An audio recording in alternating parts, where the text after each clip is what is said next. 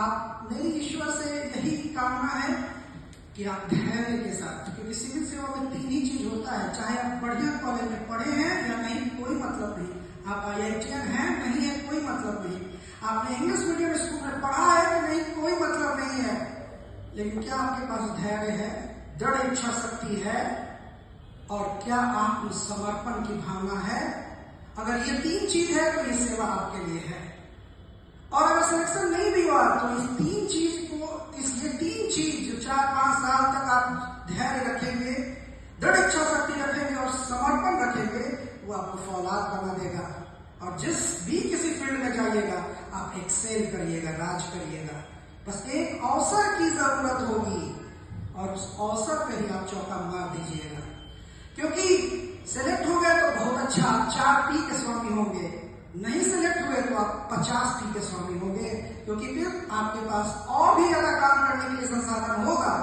लेकिन मैं चाहता हूं कि मैंने जिसको भी थोड़ी बहुत भी शिक्षा दी उसका सिलेक्शन हो, क्योंकि जो जिस उद्देश्य से यहाँ आया है वो मायूस ना हो, लेकिन उसके लिए आपको धैर्य, दृढ़ इच्छा शक्ति और समर्पण कभी भूलना नहीं पड़ेगा। और याद रखिए, तनाव में कभी मत पड़िएगा कि इस बार नहीं हुआ तो क्या, उस बार नहीं हुआ तो क्या, जान लीजिए कभी नहीं होगा। एकदम खुश होकर पढ़िएगा, नई चीजों को जानने के लिए पढ़िएगा, इसलिए मत पढ़िएगा कि पढ़ लेते हैं एग्जाम में आता है, नहीं।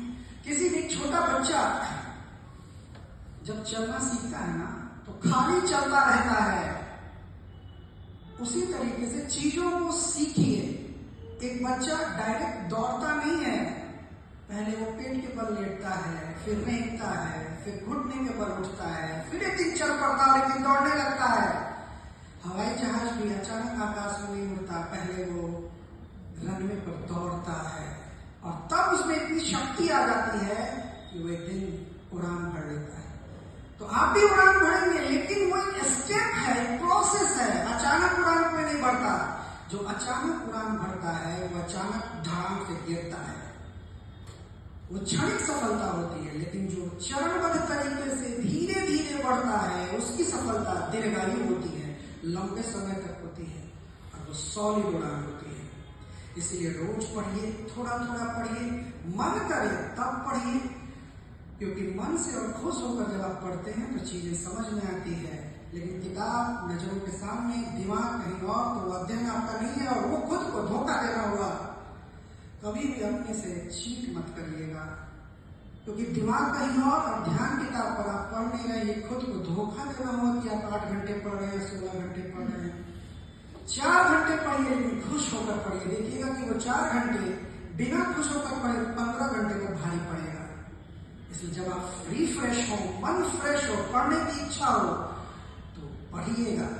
और चूंकि आपको सिलेक्शन लेना है इसलिए पढ़ना तो है ही। इसीलिए मैं जब पढ़ता था तो ऐसा नहीं कि 8-8 घंटे लगातार बैठकर पढ़ता था, लेकिन 2 घंटे लगातार, फिर बीच में 5 मिनट 10 मिनट का ब्रेक, या तो इच्छा हो तो चाय बना लिया, या फिर एक आंखों में तनाव आता है उसको रिलीज करने का बढ़िया बढ़िया आयुर्वेदिक आई ड्रॉप्स आता है, आंखों में एक बूंद डाल लिया, तकिया सर पे रख लिया, 10 मिनट सो लिया, या फिर बाहर छत पे बालकनी में थोड़ा टहल लिया और फिर बैठ गया। इससे क्या होता है ना कि फिर एक नई ऊर्जा आती है कि फिर मैं 2 घंटा बैठ सकता हूँ। लगातार 4 घंटा 5 घंटा पढ़ना ये सही रणनीति नहीं होती।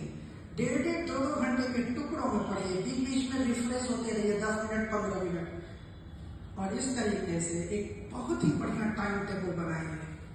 क्योंकि टाइम टेबल जब आप बनाते हैं कि मैं इस समय यही पढ़ूंगा, तो आपके पास लक्ष्य होता है और एक तय समय सीमा में आपकी तैयारी होती है। बिना टाइम टेबल के पढ़ना दिशाहीन पढ़ाई होती है।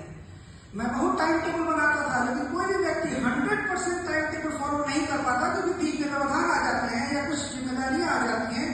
लेकिन उसका 60% भी अगर फॉलो हो गया ना, तो आप समझिए कि आप सही रास्ते पर हैं। इसलिए बिना टाइम टेबल बनाए मत पढ़िएगा, टाइम टेबल बनाइए, उसको फॉलो करिए, क्योंकि उससे within the stipulated time frame, एक तय समय सीमा के अंदर आप चरणबद्ध तरीके से सब्जेक्ट्स को कंप्लीट करते हैं। और जब आपकी तैयारी हो जाएगी, खूब प्रैक्टिस करिए, क्वेश्चन बैंक्स खूब प्रैक्टिस करिए, क्योंकि बिना प्रैक्टिस किए विराट कोहली भी अगर मैच खेलने जाए तो वो बोल्ड हो जाएंगे। इसीलिए बेहतरीन क्रिकेटर भी एक मैच खेलने से पहले पसीने बहाता है, नेट्स में खूब प्रैक्टिस करता है बॉलिंग बैटिंग की, और तब जाकर उसकी वो मेहनत फील्ड पर दिखती है। और वही जब विराट कोहली बिना प्रैक्टिस के पहुंचते हैं क्लीन बोल्ड या 0 पे आउट हो जाते हैं, इसका ये मतलब नहीं है कि वो खिलाड़ी खराब है, इसका ये मतलब है कि उसने प्रैक्टिस नहीं किया।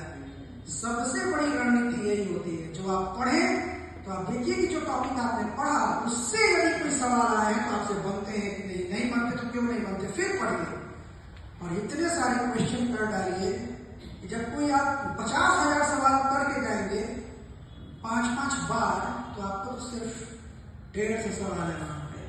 आप सिर्फ क्वेश्चन देखेंगे नहीं कि आपको ऑप्शंस याद होंगे। इस स्तर की तैयारी करिए और इतना मार कराइए पीटी में कि कट ऑफ के चक्कर में ना पड़िए। क्या होगा, कितना जाएगा, अरे मेरा 90 है, वो लगता है 92 हो जाएगा, 80